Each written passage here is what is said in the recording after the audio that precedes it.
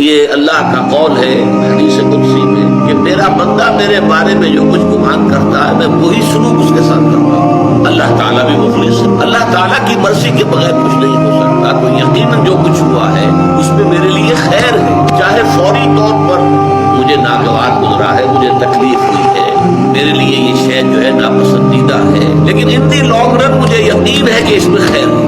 سب سے پہلے انسانی ہمدردی۔